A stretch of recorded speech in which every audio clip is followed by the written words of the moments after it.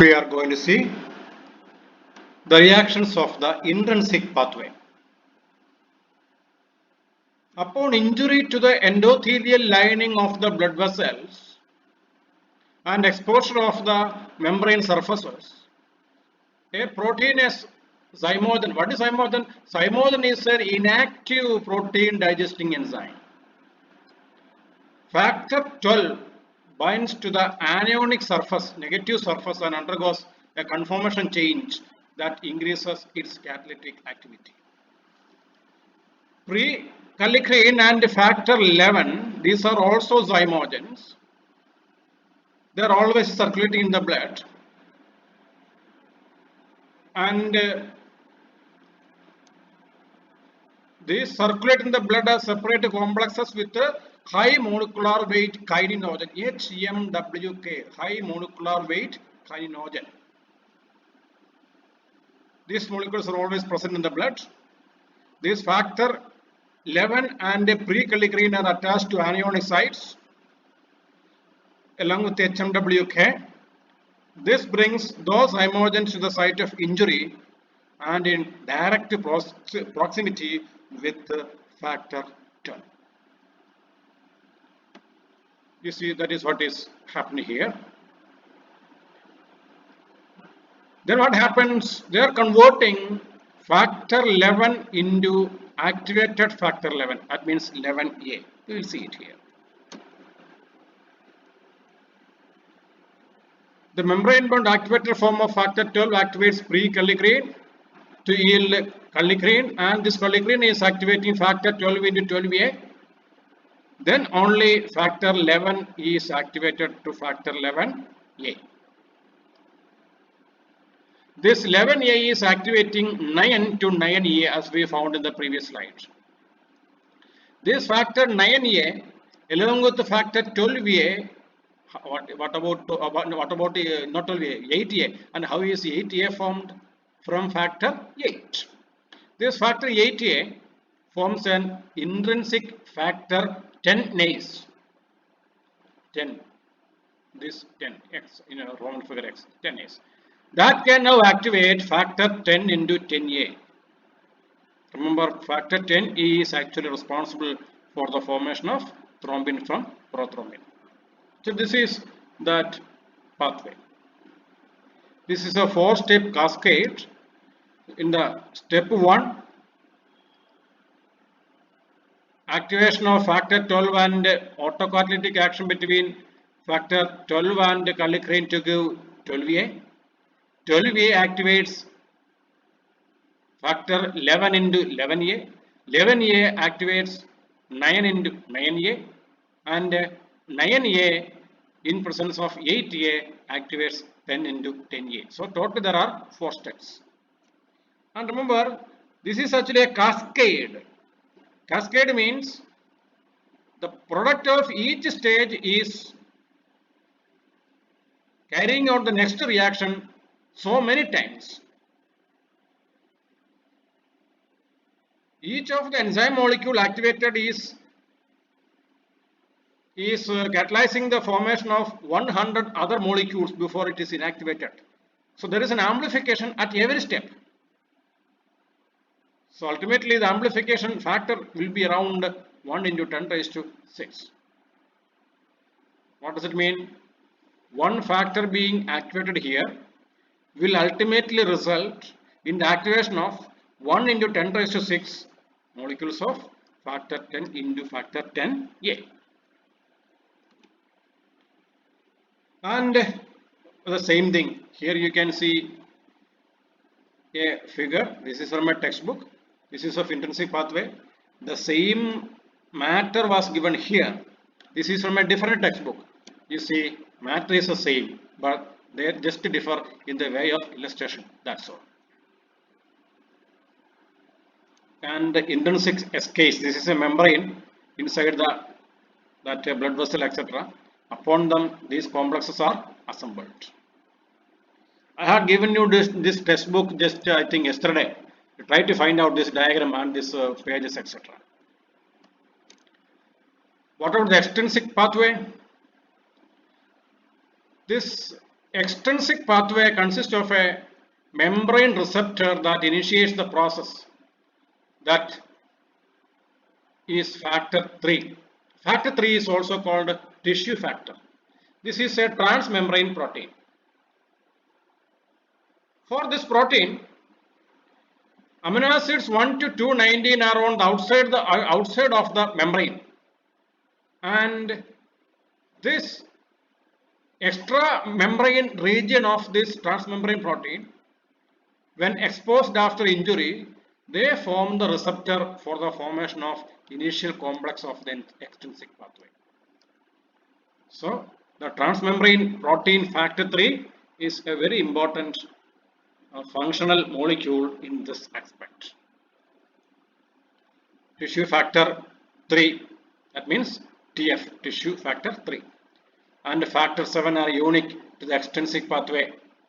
They are essentially all of its major components. Factor 7 is a gamma carboxyglutamyl protein, gamma carboxyglutamyl GLA.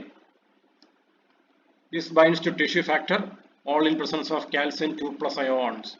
Remember, in many stages of blood coagulation, calcium 2 plus ions are playing a very important role. You look at the diagrams given earlier, you find out here calcium is important, here calcium is important. In other aspects also, calcium ions are playing very important roles. So if you have a shortage of calcium ions in your body, your blood coagulation capability will be affected. So tissue factor 7 calcium 2 plus complex is actually catalytically active. It results in the formation of factor 10A from 10. Okay, so this is actually the extrinsic pathway. This is a diagram taken from a textbook. You know which is this textbook, and you see here calcium ions are important here, they are important here, they are important here as well. And factor 10A along with the factor 5A are converting prothrombin to thrombin. Thereafter, you know the remaining pathway, you know the remaining stages of the reaction, and the thrombin is converting fibrinogen to fibrin. Fibrinogen is a soluble protein present always in the blood, but once fibrin is formed, it is insoluble. It forms a network at the on that injured region. Okay, first of all, a soft clot is produced. Thrombin cleaves the N-terminal peptides of that fibrinogen, and it forms the fibrin. These molecules are aggregating at the wounded region. They form a soft clot. It is stabilized and strengthened by factor 13A, transglutamidase. This enzyme is catalyzing the formation of an isopeptide linkage by replacing the amide group of glutamine with the amino group of lysine. So a new cross-linking is produced. So this cross-linking is produced from at different parts of the fibrinogen molecules. So this cross-linking is connecting all the fibrin molecules, ultimately forming a network at the mouth of that wound. Here you can see conversion of prothrombin to thrombin. And the formation of the platelet plug, next phase of blood coagulation. So there is a thrombin receptor on the outside of the endothelial cells. This receptor is exposed upon injury and is activated by thrombin. Aggregation of platelets is facilitated by their initial binding to this activated receptor. So platelets are initially binding to the activated receptor. So in addition to the formation of a physical plug, the platelets undergo a morphological change and release other chemicals that elicit different sets of reactions. These chemical molecules are ADP, serotonin, phospholipids, and proteins, etc. There is a glycoprotein, von Willebrand's factor, VWF. They are also released, and they concentrate in the area of the injury, forms a link between the exposed receptor and the platelets. This also is contributing to the plug formation.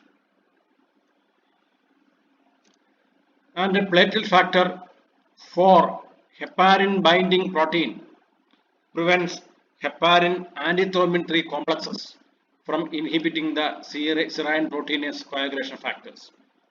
That means the body is ensuring that when it is required, blood coagulation is taking place at any cost. Nothing is allowed to prevent the process. And it is attracting the cells with the anti-inflammatory activity to the site of injury. About 20% of the factor 5 exists in platelets, as does one form of factor 13, the transglutamidase. You see, platelets are very much important in the process of blood coagulation. Can you now tell me which are the factors released from platelets during coagulation, or what's the role of platelets in blood coagulation?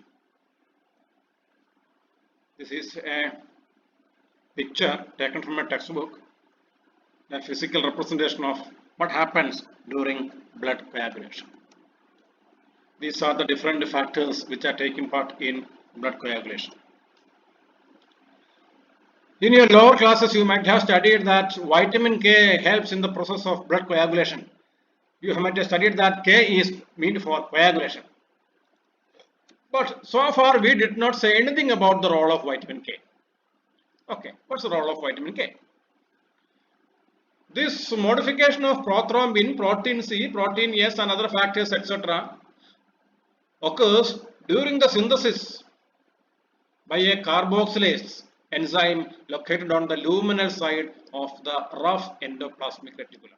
So inside the rough endoplasmic reticulum, a carboxylase enzyme is made, and this carboxylase enzyme is responsible for the formation of these molecules, and these molecules are responsible for the formation of blood coagulation. What's the role of vitamin K? Vitamin K is an essential cofactor for this carboxylase. So you see, inside the endoplasmic reticulum, these molecules are produced.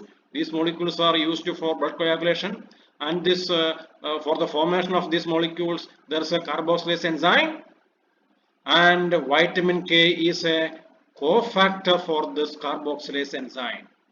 So if vitamin K is absent, or if it is not present in the adequate concentration, then this carboxylase enzyme will not be functional.